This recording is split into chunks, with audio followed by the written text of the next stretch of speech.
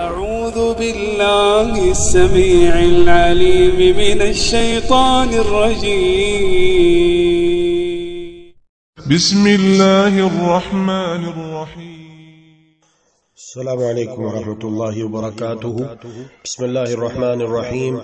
الحمد لله رب العالمين والعاقبة للمتقين والصلاة والسلام على أشرف الأنبياء والمرسلين نبينا وحبيبنا وإمامنا وقدوتنا وقرة أعيننا وقائدنا محمد وعلى آله وصحبه أجمعين، وبعد. معزز سامعین و مکرم سامعات، بحمد اللہ تعالی وتوفیقہ بفضل اللہ تعالی وبرحمتہ ہم اپنے سبق کا آغاز کر رہے ہیں۔ ہمارا آج کا سبق ہے ما ہی العبادہ، عبادہ کسے کہتے ہیں، عبادت کسے کہتے ہیں۔ سابقہ اسباق میں الحمدللہ ہم نے یہ پڑھا کہ اللہ تبارک و تعالی نے جو ہمیں یہ وجود بخشا ہے عدم سے، اور اللہ تبارک و تعالی نے اتنی بڑی کائنات تخلیق فرمائی ہے اور حضرت انسان کی تخلیق فرمائی ہے، تو یہ ایک بہت بڑے مقصد کے تحت ہے، اور وہ مقصد ہے اللہ تبارک و تعالی کی عبادت کرنا۔ اب یہ جاننا اور یہ سمجھنا ضروری ہے کہ عبادت کسے کہتے ہیں۔ ما ہی العبادہ، عبادہ کسے کہتے ہیں؟ العبادۃ ہی اسم جامع لکل ما يحبه اللہ ويرضاه من الاقوال والاعمال الظاہرۃ والباطنۃ والبراءۃ مما ينافي ذلك ويضاد۔ عبادت یہ ایک جامع اسم ہے، ایک جامع لفظ ہے۔ یہ ایسا لفظ ہے گویا کہ دریا کو کوزے میں بند کر دیا گیا، گویا کہ دریا کو کوزے میں بند کر دیا گیا۔ ایک جامع لفظ ہے، ایک جامع لفظ ہے۔ لِكُلِّ مَا يُحِبُّهُ اللَّهُ وَيَرْضَاهُ، اس میں تمام وہ چیزیں آ جاتی ہیں جن سے اللہ رب العالمین محبت کرتا ہے اور انہیں پسند فرماتا ہے، جنہیں اللہ تبارک و تعالی پسند کرتا ہے اور جن سے خوش ہوتا ہے۔ من الاقوال والاعمال الظاہرۃ والباطنۃ، ظاہری اقوال، ظاہری اعمال، اور اسی طرح جو باطنی اقوال ہیں، باطنی اعمال ہیں، وہ سب کے سب اس میں داخل اور شامل ہیں۔ والبراءۃ مما ينافي ذلك ويضاد، اسی طرح عبادت ان تمام چیزوں سے براءت کا بھی نام ہے جو اللہ سبحانہ و تعالی کو پسند نہیں ہے۔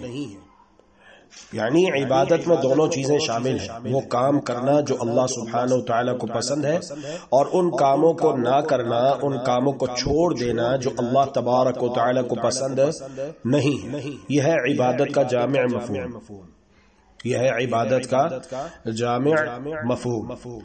اور اس میں سیکولرزم کی بھی تردید ہو جاتی ہے، یعنی ایک گروہ ایسا ہے جس کا یہ کہنا ہے کہ اسلام کو محدود کر دیا جائے مسجد کی 4 دیواری تک، بس جب آپ مسجد کے اندر جاؤ اللہ کی عبادت کرو، اللہ کے آگے رو، گڑ گڑاؤ، اپنے گناہوں کی معافی مانگو، لیکن جب آپ مسجد سے باہر نکل آتے ہو تو پھر اب آپ نے اپنے طور طریقوں کے مطابق زندگی بسر کرنی ہے۔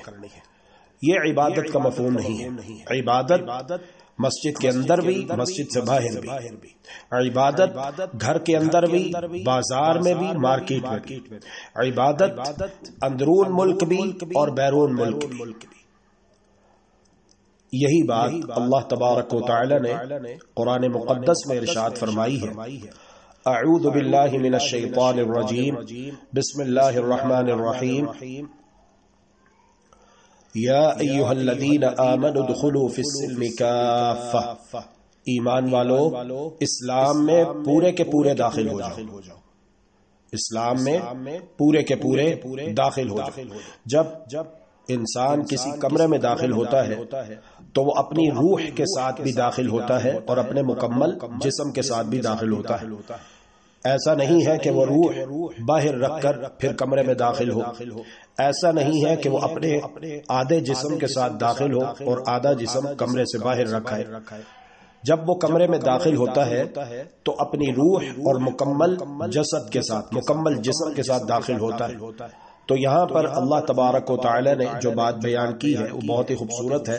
یا ایھا الذین آمنوا ادخلوا فی السلم کافہ، ایمان والو اسلام میں مکمل داخل ہو جاؤ، پورے کے پورے داخل ہو جاؤ۔ اسلام ایک مکمل ضابطہ حیات ہے۔ ولا تتبعوا خطوات الشیطان، اسلامی راہ کو چھوڑ کر، اسلامی تعلیمات کو چھوڑ کر، اسلامی احکامات کو چھوڑ کر، ولا تتبعوا خطوات الشیطان، شیطان کے نقش قدم پر نہ چلو، انہ لکم عدو مبین، بلا شک و شبہ وہ تمہارا صریح واضح کھلم کھلا دشمن ہے۔ تو عبادت جو ہے یہ عبد سے، عبادت عبد سے، عبد کہتے ہیں غلام کو، اور غلام وہی غلام ہوتا ہے جو اپنے آقا و مالک کا ہر حکم بجا لائے، طوعا و کرہا،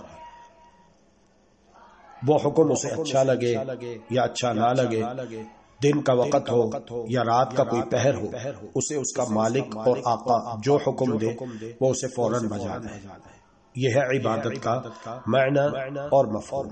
العبادت ہی اسم جامع لكل ما يحبه الله ويرضاه من الاقوال والاعمال الظاهرة والباطنة والبراءة مما ينافي ذلك ويضاد، حتیٰ کہ اگر ایک انسان اپنی زوجہ کے منہ میں لقمہ تک ڈالتا ہے اور وہ عبادت کی نیت کرتا ہے، اس پر بھی اسے اجر ملے گا۔ صحابہ کرام علیہم رضوان نے پوچھا یا رسول اللہ، جب ہم اپنی اہلیہ سے تخلیہ کرتے ہیں تو کیا اس پر بھی ہمیں اجر ملے گا؟ اللہ کے رسول صلی اللہ علیہ وآلہ وسلم نے ارشاد فرمایا ارأیتم لو ان وضعها فی حرام اکان علیہ وزر، بتاؤ اگر انسان اپنا نطفہ کسی محل حرام میں رکھے تو کیا اسے گناہ نہیں ملے گا؟ صحابہ نے کہا جی ہاں۔ تو فرمایا کہ جب وہ یہ عمل حلال طریقے سے کرے گا تو یقیناً اللہ تبارک و تعالی اسے اس پر بھی اجر و ثواب عطا فرمائے۔ انسان سو رہا ہے، سوتے ہوئے نیت کر لے کہ اس سے جو تقویت بدن کو حاصل ہوگی، تھکاوٹ دور ہوگی، تو نیند سے بیدار ہو کر اللہ رب العالمین کی فرما برداری کروں گا، تو یہ سونا بھی عبادت ہوگا، کھانا بھی عبادت ہو جائے گا۔ تو مسلمان اور مومن کا ہر عمل عبادت ہونا چاہیے، اور وہ اس میں نیت کو ضرور مقدم جانے اور اس کو اس میں شامل رکھے۔ واللہ تعالی ولی التوفیق والہادی الی سواء السبیل۔ سبحان ربک رب العزة عما يصفون وسلام على المرسلين والحمد اللهم إنك عفو تحب العفو فاعف عنا، اللهم إنك عفو تحب العفو فاعف عنا۔